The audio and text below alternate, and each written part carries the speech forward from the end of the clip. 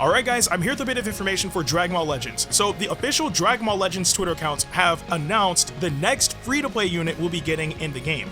And it is none other than Super Saiyan 2 Future Trunks. You know, the adult unit from, Dragon Ball Super. But, yeah, I really do want to have faith for this unit, but the last free-to-play unit we got, which was Super Saiyan 2 Kefla, was not really that good, so... But again, like, we had, like, the likes of Full Power Super Saiyan Broly, who was good, so I still want to believe, but I also want to keep my expectations in check. But anyway, let's break down what the tweet says. So it says, event-exclusive Super Saiyan 2 Trunks Adult is coming. Damage up for allies and more when returning to standby with the support character. Plus 30% to damage for allied tag Future, tag event-exclusive, and tag Vegeta Clan on the 3rd time entering battle. Okay, where do I even begin? So, one, he's a support type. I mean, does it make sense? I don't know. But we'll roll with it, right? So, he's a support type. He does get, plus 30% to damage, for allied Future, tag, event exclusive, tag Vegeta Clan on the 3rd time that he's entering battle. This doesn't really make sense to me. I mean, so pretty much like one ability that he would have that would buff the team, because again, it's plus 30% damage for allied. Again, so it's for the team. You don't even get to utilize until the 3rd time that he steps foot in battle, and that's not guaranteed, right? Because I would say it's easier to stall than to try to get a unit in a specific amount of times, right? So for us to have to wait until the 3rd time he enters to actually get that damage buff, I don't know how well that's going to play out. Like, I mean, if he's able to stand on his own 2 feet, then that's a different story, because then like maybe he could have a bit more leeway to utilize that, because you would want to throw him in more often. But as it stands, I'm not really sure how to feel about that, right? It doesn't really sound too appealing when there are other units that you just have to wait like a specific amount of timer counts, or maybe they just give off the buff like straight up, or whatever the case may be. So giving him a limit like that, like a hard limit, is not really the best in my opinion, but I mean, hey, we'll have to wait and see. Also, again, damage up for allies and more when returning to standby with this support character. So I'm guessing that's their way of trying to balance it, right? It's like you throw him into standby and you still buff the team, but then that 3rd time that he goes in, then the team gets another buff. So I guess, I mean, again, it doesn't really sound too, not even grandiose. I think that's like too drastic of a word. It just doesn't seem too appealing in my own personal opinion. But I mean, again, it's a free-to-play unit. Free-to-play units, if they're not that good at the end of the day, it kind of doesn't matter, because it's very clear that obviously their goal is to not have us fixated on free units, unless it's like for, like a special event or whatever the case may be. They want us to summon. So if the free unit isn't good, it's kind of one of those moments where like it sucks, but it is what it is, right? But honestly, I'm not really focused on this Trunks, apart from that art, because I'm sorry, that art is actually kind of fire, right? But I'm not really focused on what this Trunks is capable of doing, but more so for what that means for what we could expect, right? For the future. So, for example, the free-to-play units that we get in the game usually tie in to the next premium unit we'll get, whether it's LF unit, or Ultra unit even, if you want to count them as premium, Zenkai as well. Well, I guess, because I mean, you could spend crystals on them. But you guys get my point.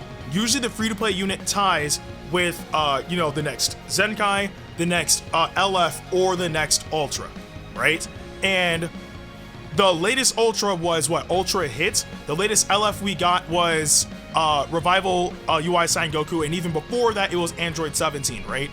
And then we had the free play unit we had was Kefla, who led into Goku and Master Roshi. We had Bergamo get his Zenkai that led into Ultra Hit. So there were definitely things there, right?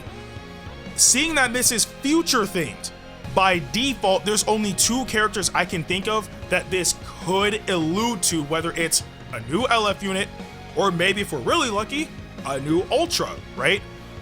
It's either Fuse Zamasu, whether it's just, Fuse Zamasu or Fuse Zamasu half corrupted, either or works perfectly fine for me. And then also Vegito Blue.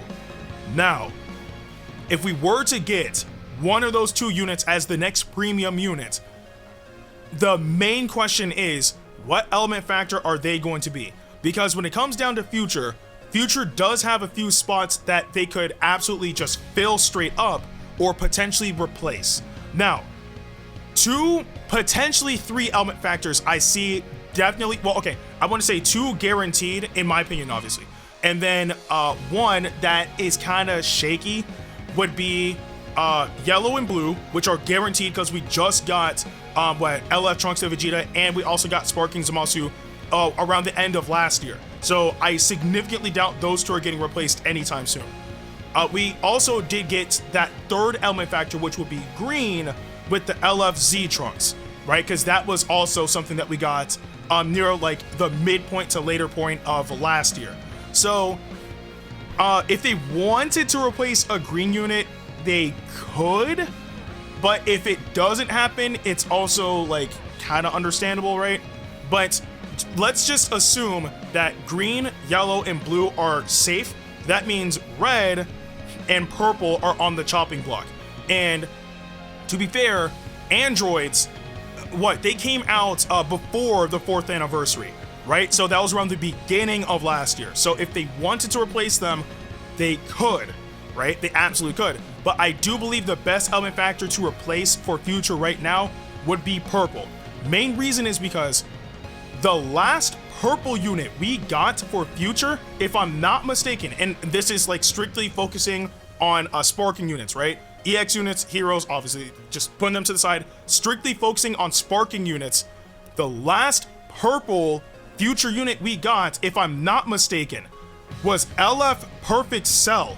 That was a while ago. Actually, LF Perfect Cell came out in 2021, I believe in October.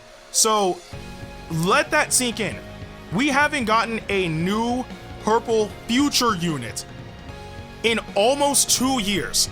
So if they wanted to replace purple for Future, they absolutely could.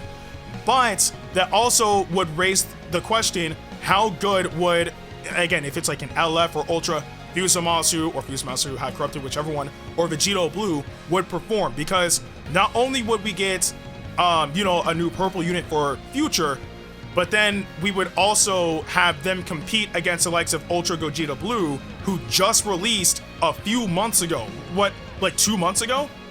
And he is dominating online, who is also a fusion unit, who's also a Saiyan, and who's also a purple unit. So even though he doesn't buff, Future for obvious reasons, if we were to get a new purple Vegito Blue or a purple whichever iteration of Fuse Zamasu, they would have to compete directly with that unit. Apart from on a Future team. On a Future team, it doesn't matter. Or heck, if you want to run Gogeta Blue in the leader slot, so then, he takes advantage of all those buffs, then sure. But I don't know.